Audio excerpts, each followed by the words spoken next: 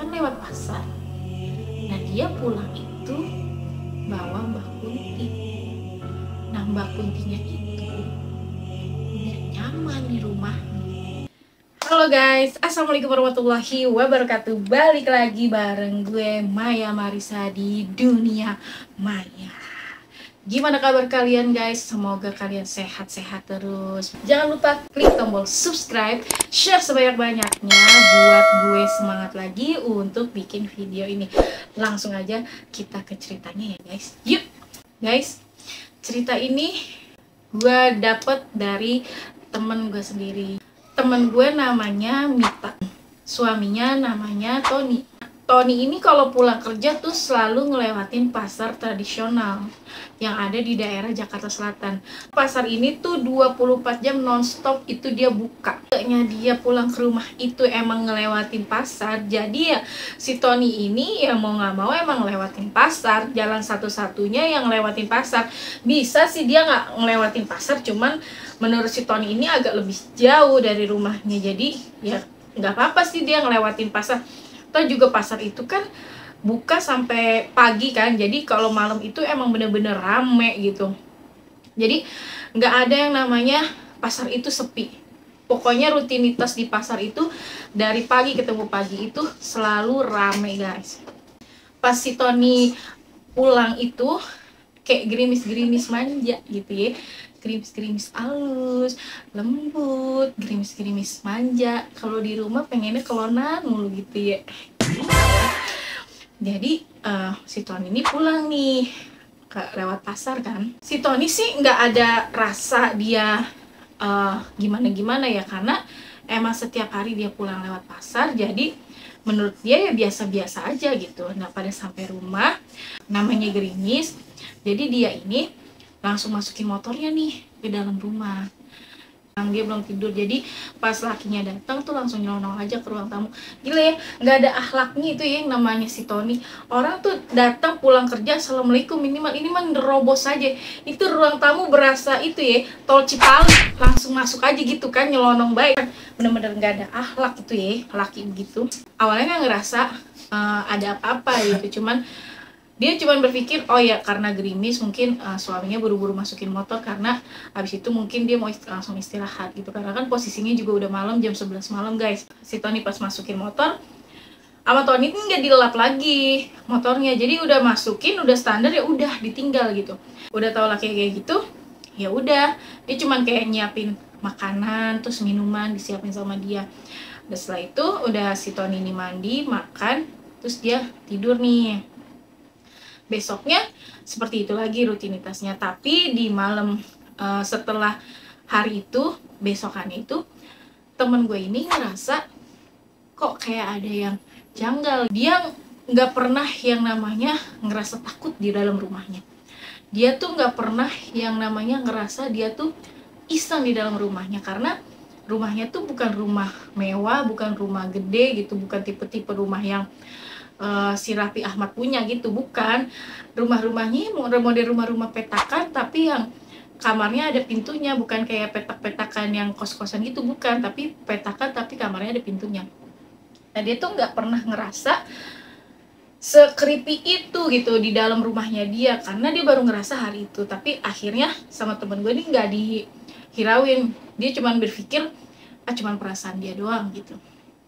Nah pada besoknya lakinya pulang lagi pun si Tony ini ya seperti biasa rutinitasnya lewat pasar tradisional lagi gitu. Sampai pada malam keempat itu dicerita nih, kayaknya aku ngerasa aku tuh nggak nyaman ya di rumah. Aku tuh ngerasa setiap hari tuh ada yang merhatiin aku, ada yang ngeliatin gerak-gerik aku, ada yang kayak mantau aku gitu. Nah si suaminya ini cuman bilang, udah itu mah cuman perasaan kamu aja gitu. Tapi teman gue tetap kekeh dengan pendiriannya, ngerasa tuh emang ada yang ngeliatin dia gitu. Jadi setiap kali dia aktivitas itu dari kejauhan di rumahnya itu selalu kayak ada yang mantau dia, kayak dia lagi ngepel nih posisinya di luar, kayak ada yang lagi mantau dia di arah dalam gitu, arah dapur. Dia nggak pernah ngerasa, dia tuh nggak merasakan hal seperti itu baru pertama kali dia ngerasain hal seperti itu. Setelah seminggu kemudian dia emang bener-bener ngerasa nggak beres pada saat dia datang bulan. Jadi pas datang bulan itu dia mau cuci pembalutnya, dia lupa nih bawa sampo, sementara samponya itu ada di ruang tengah. Pas masuk ke dalam kamar mandi lagi, ternyata guys, pembalutnya itu udah sama sekali nggak ada darahnya. Dia bingung dong, dia shock dong, karena pada saat itu dia bilang dia tuh lagi datang bulan, lagi banjir-banjirnya. Dan pada saat dia ngelepasin celana dia juga, dia bilang itu ya pembalutnya dia itu emang bener-bener lagi banjir-banjir ya. Jadi dia pakai pembalut itu double, 2 lapis. Dia tuh ngerasa emang udah banjir. Pas dia nurunin celana pun dia bilang tuh dia lihat emang udah banyak darahnya itu. Tapi pada saat dia ambil sampo, balik lagi dia ke kamar mandi, sama sekali dia tidak melihat setetes darah pun ada di pembalutnya. Gila, bingung gak sih? Masa darah yang tadinya banyak di pembalut tiba-tiba hilang? Lah kemana larinya itu darah, ya kan? Nggak masuk di akal, nggak masuk logika gitu. Sampai dia tuh bingung gitu, loh ini darah menstruasi gue kemana? Gue kan keluar cuma mau ngambil sampo, sementara gue mau mandi lagi ini buat ngebersihin darah menstruasi gue gitu. Karena dia nih tipe-tipe orang yang emang resik banget gitu loh guys. Jadi apapun itu dia bener-bener harus bersih gitu. Akhirnya ya udahlah, dia mandilah. Udah mungkin ya emang dia udah kecapean aja kali, mungkin emang gitu. Dia tetap masih positif thinking walaupun keadaannya tidak sepositif itu gitu loh guys. Setelah dia mandi, dia tetap buang itu pembalutnya. Udah keesokan harinya dicerita sama suaminya. Terus suaminya tuh cuman bilang dia, udah kamu kecapean doang, udah kamu itu halusinasi. Kadang emang ya guys, laki itu kalau kita cerita dia tuh selalu nyampeinnya kecapean doang, udah halusinasi itu mah. Akhirnya si teman gue ini ngomonglah ke orang tuanya, dia cerita sama orang tuanya. Terus orang tuanya ini ya sedikit ngerti lah. Jadi orang tuanya ini tuh tukang urut di daerahnya, urut-urut bayi gitu, urut-urut, bukan pijit-pijit plus-plus, bukan, nggak ada nenek-nenek pijit-pijit plus-plus. Ya lu ngadinya dia aja lu. Jadi cuman kayak urut-urut bayi gitu kan. Nah dia cerita nih sama ibunya, cerita apa yang dia rasain gitu. Karena dia ngerasa katanya di rumah itu tuh dia udah gak nyaman. Dia merasa pada saat suaminya kerja dia cuma sendiri, tapi dia ngerasa dia tuh berdua gitu. Ada yang nemenin dia, sampai dia tidur pun ada yang nemenin dia. Sama si ibunya ini di Terawang guys. Dan ternyata kata ibunya itu, si suaminya dia pulang itu bawa Mbak Kunti. Nah Mbak Kuntinya itu udah nyaman di rumahnya. Dan Mbak Kuntinya itu juga katanya emang tempat tinggal dia tuh di pasar gitu.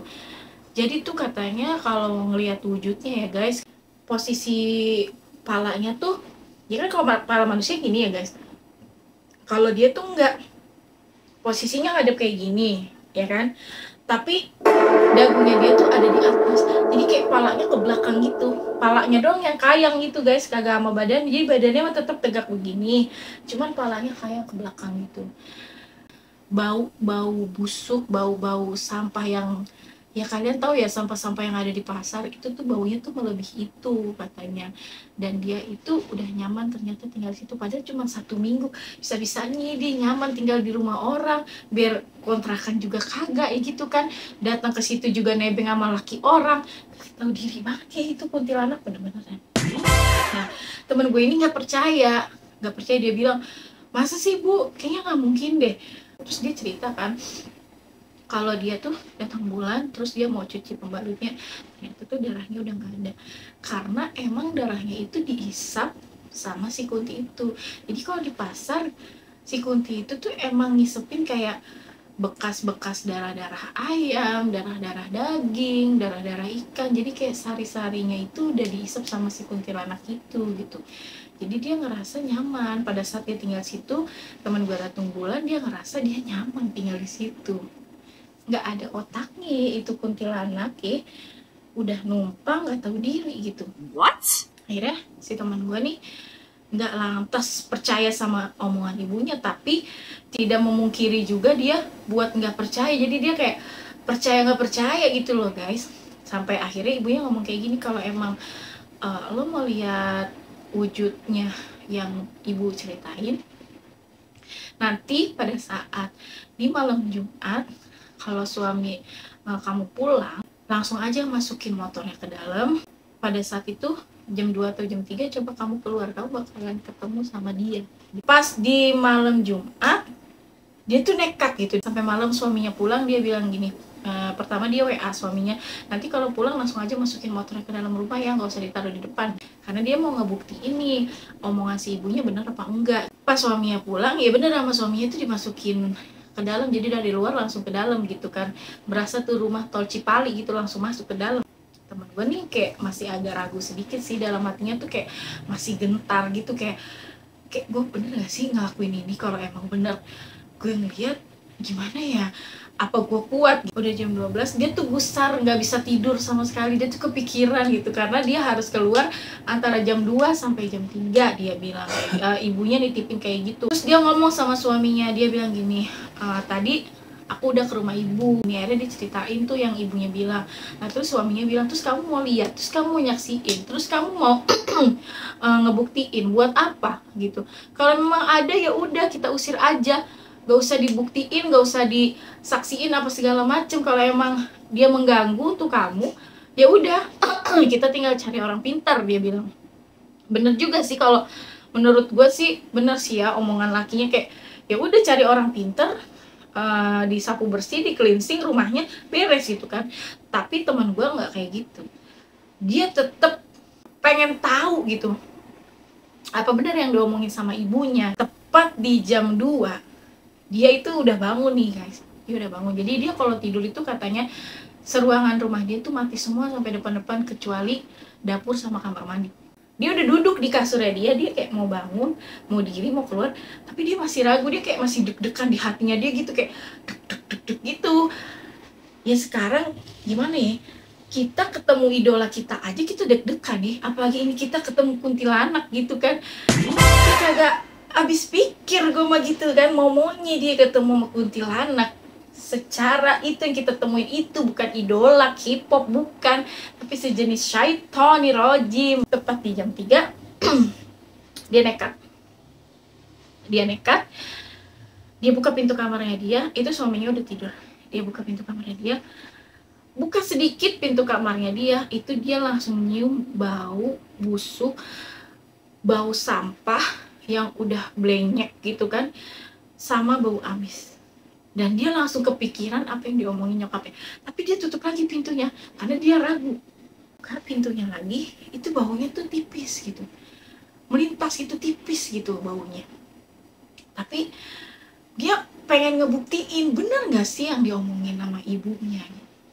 Akhirnya dia nekat, dia buka pintu, dia tutup pintu kamarnya, tapi dia nggak langsung lihat ke arah motor. Posisi dia tegak lurus ke arah dapur.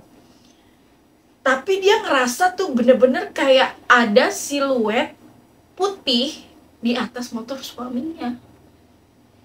Sementara rumah itu kan gelap, lampunya dimatiin semua sama dia kan. Dan siluet putih itu tuh nyata, maksudnya dalam artian tuh full gitu, full bayangan gitu, bener-bener kayak full. Pas dia nengok set ke sebelah kiri, tau nggak dia ngeliatnya kayak gimana? Dia lihat sosok perempuan duduk di motor suaminya, duduknya tuh miring kayak duduk embuk-embuk jamu gitu modelnya. Pas dia nengok di sini, dia langsung ngebalikin badannya dia, jadi kayak dia langsung kayak acuh tak acuh gitu guys modelnya. Ini kayak so jual mahal gitu, dia kuntilanak kayak so jual mahal gitu, balik badan begini. Tapi benar kata ibunya, posisi motor kan begini, nah si kuntilanaknya nih dari yang duduk miring gini tiba-tiba dia gini karena posisi teman gue ngeliatin dia. Nah pas dia di ngadep belakang kayak gini, palanya dia tuh kayak kayang ke belakang, terus yang dia lihat itu senyumnya menyeringai ke samping. Dan dari situ teman gue udah gak sadarkan diri. Dan baru sadar itu subuh udah di dalam kamar. Pas subuh itu ditanya sama suaminya dia ngeliat apa, akhirnya dia cerita. Ya udah, setelah dia cerita itu, suaminya hari itu nggak kerja, ke rumah Pak Ustadz untuk ngebersihin rumah. Ternyata benar, jadi di rumahnya itu ada sosok yang tadinya cuma nempel, tadinya tuh cuman numpang, tadinya cuman ikut nebeng, tapi lama-lama nyaman. Setelah dibersihin kayak gitu, ya si Mbak Kun Kun ini ya dikembalikan ke asalnya, ke pasar.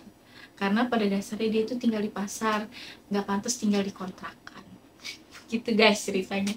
Jadi setelah itu teman gue nggak ngerasa lagi ada yang aneh-aneh di rumahnya, dan teman gue ngerasa ya semuanya sudah kembali normal. Jadi nih buat kalian nih ya yang kerja pulang malam, terus udah gitu ngelewatin tempat-tempat angker, ya walaupun pasar itu nggak angker, tapi kan pasar itu kan kotor ya kan, otomatis kan banyak makhluk-makhluk yang suka dengan tempat-tempat kotor, tempat-tempat lembab, ataupun kalian lewat pemakaman, ataupun kalian lewat apapun itu yang jenisnya bakalan ada makhluk astralnya. Kalau bisa pas sampai di rumah itu kendaraan jangan langsung masuk. Kalau bisa tunggu 5-15 menit dulu ya. Minimal sampai mesinnya tuh bener-bener kayak setengah adem gitu loh guys. Terus udah gitu, assalamualaikum, jangan lupa mandi bersih-bersih, setelah itu baru masukin kendaraan. Jadi jangan langsung dari luar twings, masuk ke dalam ruang tamu, jangan kayak gitu guys. Bisa jadi kalian pulang ya bawa Mbak Kunti. Jadi begitu aja pesan gue. Oke, sampai sini dulu ceritanya. Besok gue bakalan datang lagi dengan cerita yang semoga serem ya, karena zaman sekarang lebih serem manusia daripada setan. Akhir kata gue ucapkan terima kasih udah nonton video gue. Mohon maaf jika banyak-banyak salah kata. Jangan lupa like, tombol subscribe, atau share sebanyak-banyaknya video gue buat gue semangat lagi bikin videonya. Dadah, assalamualaikum.